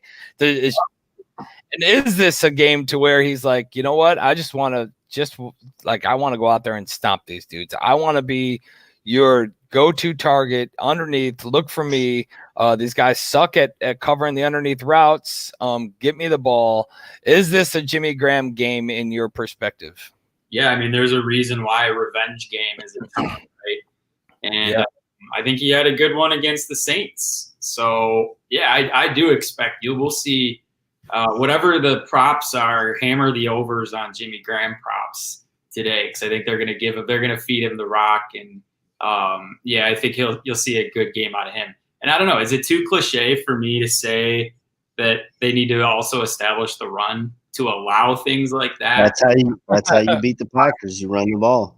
Like, go back the first couple games of the season, and I think it definitely is suited more to Trubisky under center than Foles.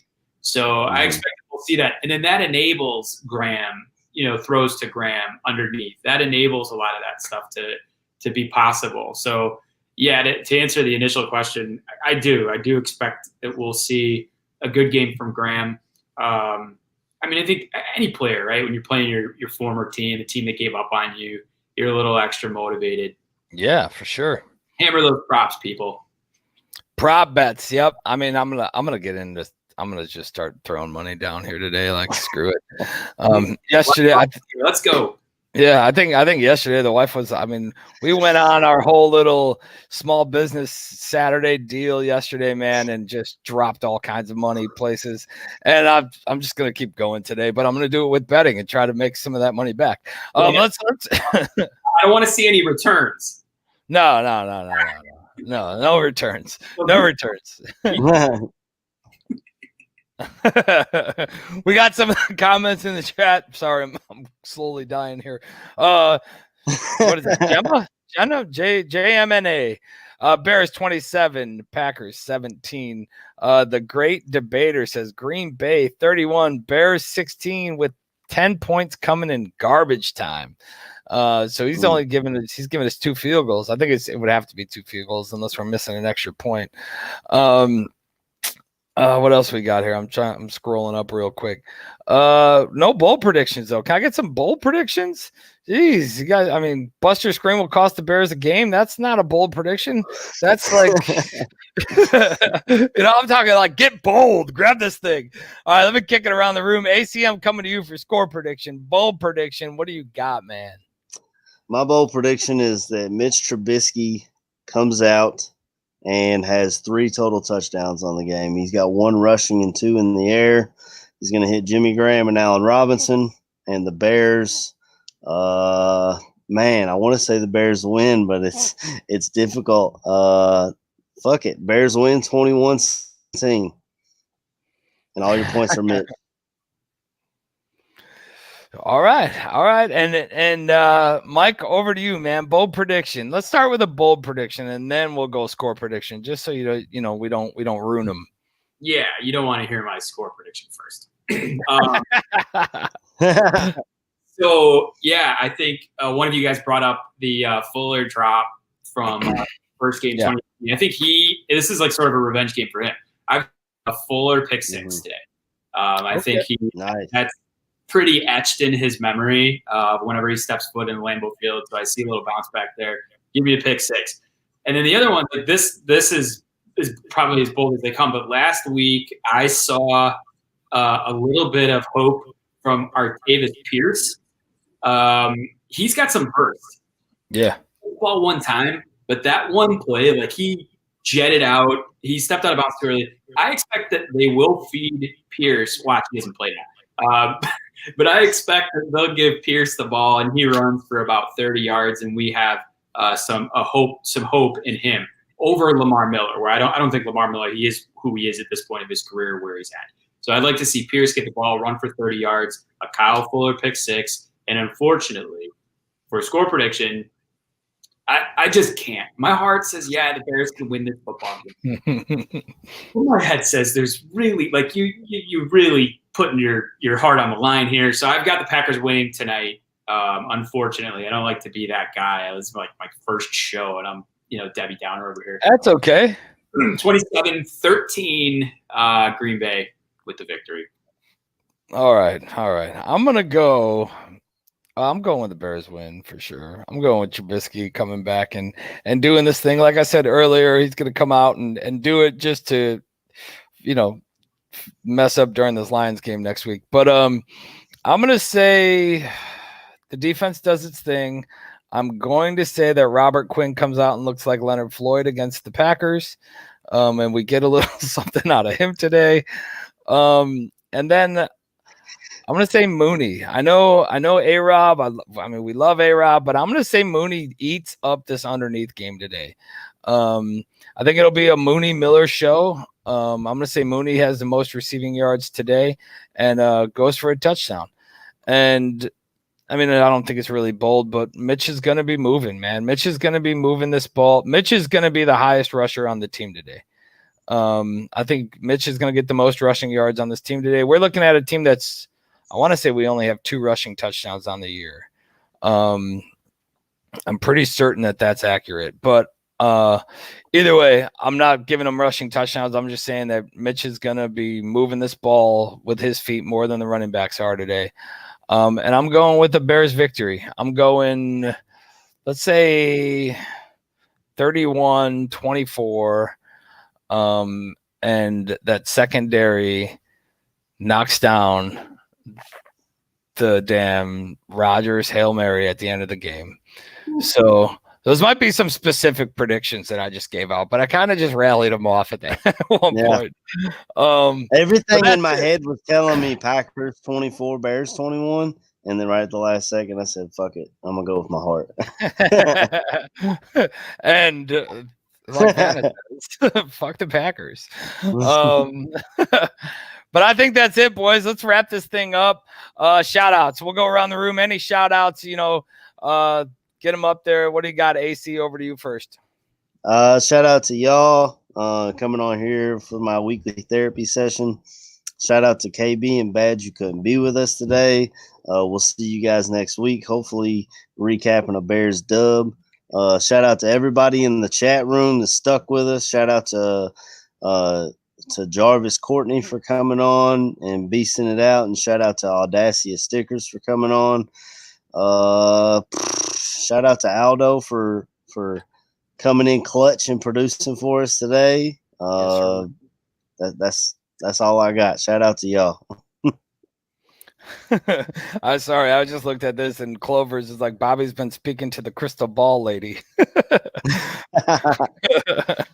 Over to you, Mike. What you got, man? Any shout outs you want to throw out there? Go ahead and deep dish cheese. Get it. Yeah. Shout out to you guys for bringing me on. I'm always excited to join you guys. This will be fun in the last 6 games of the season here. Hopefully, maybe I bring a little luck to this team and the whole deal. Shout out to Jarvis, Danny for joining us today. What they're both doing is pretty awesome. Audacia Sports. Shout outs to Badge, get well. And lastly, shout out to everybody in the chat and all Bears fans. We are now up to $2,100 raised for Bears Care through the sale of the Gators. Keep those orders coming. We tend to do pretty well on game day. So hit the like button, hit the share button, get more people involved in this thing. I'd like to see us raise $5,000 by the end of the season for Bears Care. So thank you everybody for getting involved and for helping spread the good word. Awesome, man. All right, my last little shout outs will be obviously for Mr. Badgley. Get better, man. it was a little sick today, so get better. Mike, thank you for joining us, man. Appreciate it. Glad you're going to stick it with us for the rest of the season. Should be a great time. Mr. Gandia, thank you for running the behind the scenes today. Jarvis, Danny, thanks for joining in, and then everybody in the chat. We appreciate you guys being here and supporting the show. Check out the Twitter page real quick. Barfly Tailgate at Barfly Tailgate. We're raffling off an Allen Robinson signed football. Only thing you need to do is follow, retweet, and tag a friend. Get in there. We're gonna pull the winner tonight, prior to the show, and then join Bears football, or not the show, to the game. I mean, I guess it's a show either way. And then Bear football at halftime is going to announce the winner. So we're going to pull it. I'm going to send Mr. Gandia who the winner is, and then they're going to announce it at Bear football halftime show tonight. So get over there, make sure you check that out. And then, of course, the post game. After the game, you're going to have Mr. John Buffone, old JD Buffone, and Tyler Ellis, the games report. The emotions are going to be running high. Let's hope that they're in great favor for us. They're going to be obviously joined by Mr. Aldo Gandia. Bear report right after, or Bear football right after the game. Get there, check them out. I'm sure there's going to be all kinds of talk and stuff to celebrate old Mitchell Trubisky, #10, baby. Bringing them to their, there's only 6 games left. 6 games left, and 4 of them are against division rivals, boys. Got to get this thing. Got to get this thing going. If there's any saving for the season, that's it. And they're just going to have to get out there and bear down. Bear down. Yeah.